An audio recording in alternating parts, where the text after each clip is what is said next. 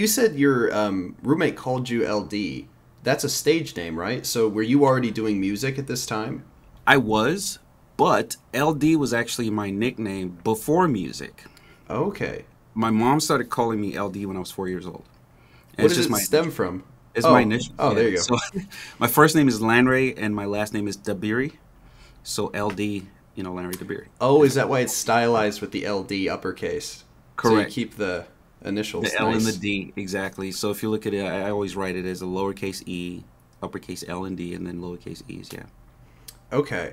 When did you get into music? How early did that start? Quick interruption. If you're enjoying this interview with LD, please consider subscribing, leaving a like, or posting a comment responding to something that you found interesting or completely disagreed with in the interview.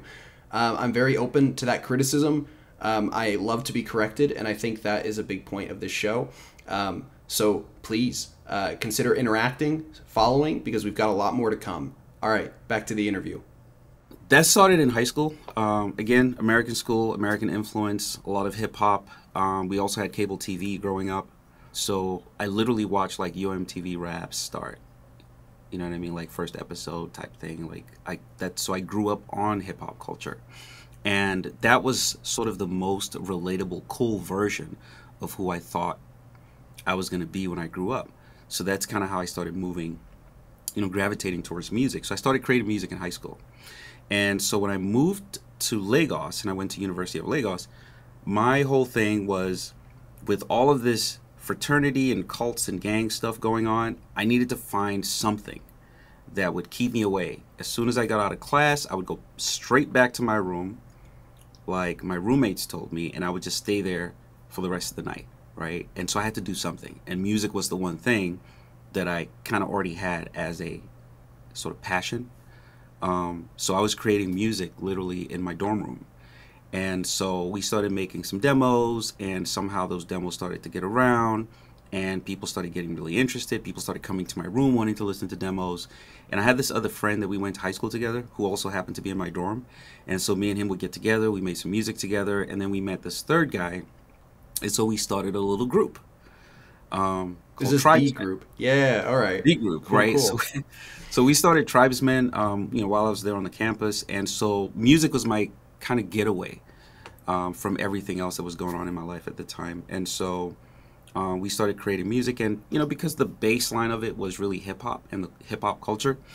A lot of the stories that I had understood about how hip hop became what it was in America, I felt we could replicate Can you in our explain that a environment. bit more? Because maybe I'm not as educated on hip hop. On hip hop. Okay. So because I witnessed sort of like Run DMC and everything progressively to the Bad Boy Death Row era, which was kind of around the time when I was graduating, high school, I had a good understanding of how a lot of those groups came up and how a lot of those record labels were built. And so all of these dreams that we had about making music in Nigeria, we didn't have any kind of music infrastructure at this time. And there is a There was backstory. nothing. Were there famous artists or? There were, um, there were famous artists, but okay, let me try to shrink that story into a condensed version, right? So sometime around, well, the British ran the country. So when the British ran it, we had PRS, which is like their own version of, I guess, BMI ASCAP, right? We had the big labels, all the British labels. So we had Decca, Polygram, EMI, Sony, and all of these labels. They were present in Nigeria, and they signed local talent. But a lot of the talent they signed were people who made traditional Nigerian music. And then sometime in the late 70s, one of the military presidents basically decided that if you were going to run a company in Nigeria, it had to be 60% Nigerian owned. So a lot of those companies left. Now, artists who were still signed to them still got to tour internationally and still had their deals, but nobody else was getting signed between 1979, 80, all the way through to the 90s. Oh So wow. the music industry literally tanked because there was no infrastructure, there was no, finance, there was nothing. And so even aspiring to become a musician at that time was kind of a stupid thing because it wasn't a thing, right? Yeah, and there was no We weren't, internet, no YouTube. there was nothing. There was absolutely nothing. And there was no infrastructures, no distribution, physical or digital. There were no touring venues. There was nothing, right? So all of the artists who were signed to the big labels were essentially still doing their thing, but it was mostly internationally, right? So there's Fela Kuti, there's King Sunny Ade, there's Ebenezer Obey. There are a lot of artists at the time who were signed to these labels who still kept doing their thing, business as usual. But for the new artists, they were all independent because, you know, there was really literally no infrastructure to support what they were doing. So we came at that time, right? So in the early 90s, well, actually, I'd say mid 90s, which is around the time when I was, you know, starting to kind of do music, I was thinking, right, that in a lot of the stories that I'd heard from the early pioneers of hip hop was, hey, nobody wanted to sign us. We needed to kind of figure out a way to do this on our own. So we are going to go out and promote this stuff by ourselves. We're going to make our own tapes, demos and whatnot, hand them out to people, try to organize little tours, figure out a way to print the cassettes and do the sleeves and everything. And so that was the blueprint. And we started going from campus to campus trying to promote the music. And now the music that we created, there was something unique about it, and there's something I was very intentional about, which is we love hip hop, R&B, pop music or whatever, but, you know, reggae and all of that. But a lot of the people in Nigeria, even though they were familiar with it, there was still more of like a traditional palette, so to speak, right, in terms of their music taste. So we had to figure out a way to integrate the traditional music with hip hop, R&B, reggae, and everything, and sort in of order for it to like be accepted. In order to be accepted, at least mainstream. Now the younger people, they loved hip hop. We could do hip hop for them, but the older folks and everybody else outside of the university campuses, we needed to be more relatable. So I was very intentional about that, and I told my, you know, group members, I said, listen, if we're going to create music that's going to resonate, we have to make sure that it's local content. So we have to make sure that we put Pidgin English. So Pidgin English is kind of like Creole, kind of like Patois, right? It's its own dialect. West African version, right? Yeah, it's kind of its own dialect, right? And Pidgin English was kind of what people spoke before a lot of the population was educated. So that's the one common sort of way that the entire country was able to communicate outside of people who spoke like fluent English, right? So I think patois is probably the easiest way to describe it, like Jamaican patois, right? It's slang, and everybody understands it, but people can still speak fluent English, right? Gotcha. I'm a bit more familiar with that because I listen to like Queen Omega, Lieutenant Stitchie, and they definitely use it, though I understand less of what they're saying when they do. So, right. But that's Western ignorance. I mean, if you're not immersed, you don't know. So it's not, you know, it's not ignorance by any means. It's just, you know, what you know, right? So Pidgin English was one thing that I was really intentional about, and I also wanted to make sure that we also embedded like Igbo, Western culture, Yoruba Igbo Eastern culture, Yoruba Western culture, and Hausa into the music as well. Because I felt that if we did that, then we would be more mainstream.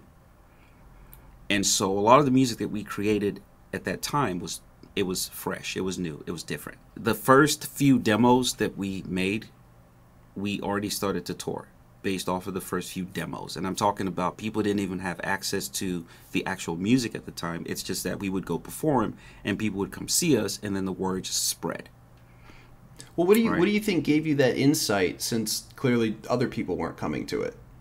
We don't have record stores that people can go and get this stuff.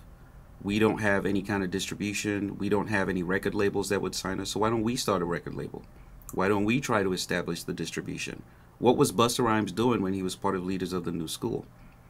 What was EPMD doing? Eric in Parish, right? They basically would print their cassettes, have them in the trunk of their cars, and drive up to like Times Square or Jersey City or someplace, right? And try to sell those cassettes out of the trunk of their cars. This is exactly what I did. Was I would take my car, get my tapes, and when CDs started to become a thing, you know, burn CDs and literally just hand them out. I'm sure you've come across those guys if you've ever been to town. Oh, yeah. Listen to my demo. That's how they started. And they went from that to having their independent labels that were then absorbed by the bigger labels once they created traction. So we were hoping that we would be able to create something like that that would then get some kind of attention, and hopefully we would be absorbed by, I don't know, a Sony, an EMI, or somebody else internationally. Someone who could then take it like to the whole continent or the world. And So then we could take it to the continent and to the world. So you can imagine how I feel right now seeing everything that's happening. Like, this is my baby, so to speak. You know, it was a vision that I had.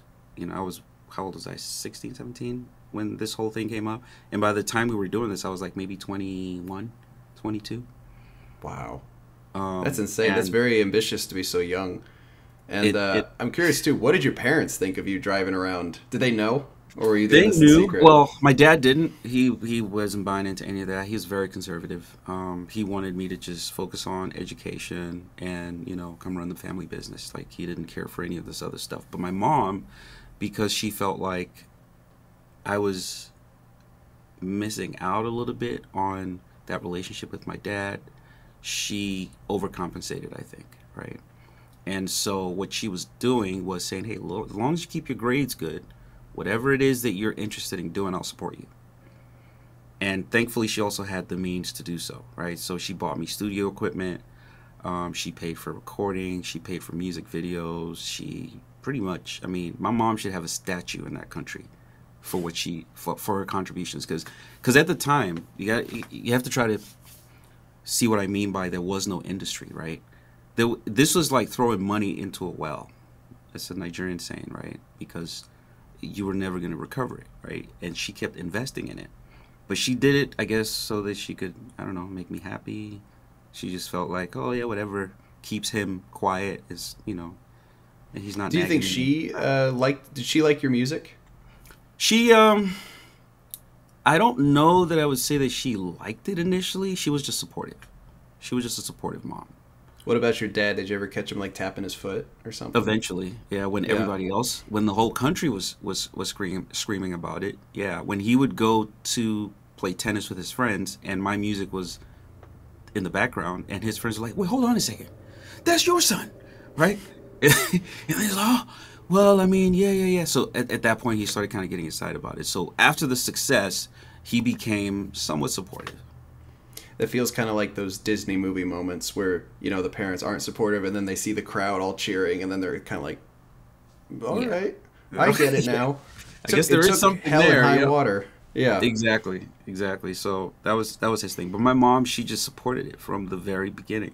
From the days when I wanted to just go do talent shows to when I say, hey, you know, I want to buy a synthesizer. What is this synthesizer? It's $800. What? $800? This is, I'm talking 1989. $800 is a lot of money to buy a Oh synthesizer. wow, yeah. You know, like, what are you doing? What is this and that? But she did it for some reason. And the success that we had as a group inspired a lot of other people, right? Yeah, I mean, you guys are credited also for pioneering or being of the pioneers of Afrobeat, right? yeah. So the genre essentially that we created is what is known today as Afrobeats. Is the S specific? Is it Afrobeats? Okay, that's another thing. So Fela Kuti created a genre called Afrobeat without the S, right? And somehow, when this music started to permeate in Europe, they just called it Afrobeat. And someone was like, oh, yeah, I don't know. I feel like that's a little disrespectful because it's not the same genre. It's different, right? And so they just added the S, which is really stupid. I don't know. Slight difference, but Like, oh, yeah, we're just going to call it Afro Beats. It's African beats, so we're going to call it Afro Beats. plural now. It's plural now. You pluralized it. Yeah. But I mean, but then again, you know, that's what happens when if you don't name your baby, they're going to get named somewhere by someone. And that's essentially what happened. Like, we didn't intentionally name the genre. And so when the music started to get out across West Africa, across, you know, Asia and in Europe, people needed to call it something, right? And so they just called it Afrobeats, and that stuck. In a way, that's kind of cool because it's organic, obviously, how that name came to be. And Right. it is kind of nice to have it linked to somebody like Fela Kuti and then like his son, too, Sean Kuti. He continues Correct. the band.